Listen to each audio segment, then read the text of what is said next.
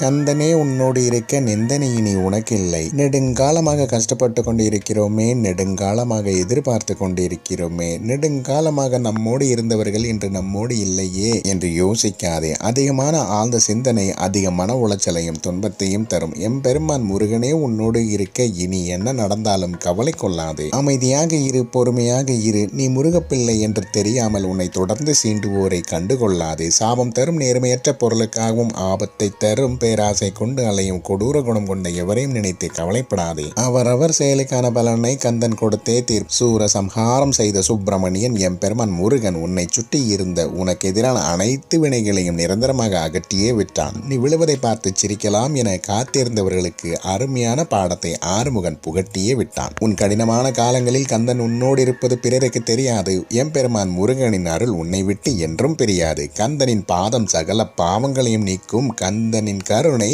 கந்தனின் நம்பியோரை காக்கும். துயர்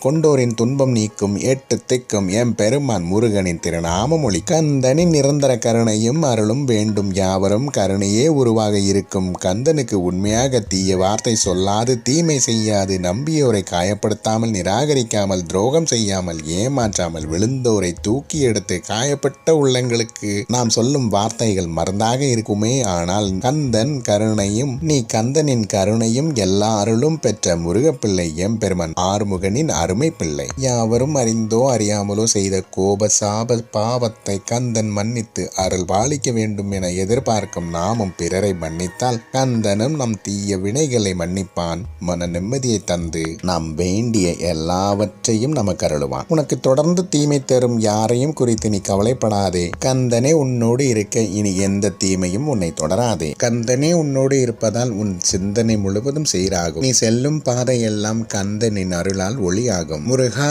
என்ற நாமமே நம் உள்ளத்தை செவ்வைப்படுத்தும் மொழியா. கந்தனை நம்பிய யாவரின் வாழ்வும் செல்வ செழிப்பாகும். செந்தில் நாதனுக்கு அரோகரா. திருச்செந்தூர் முருகனுக்கு அரோகரா.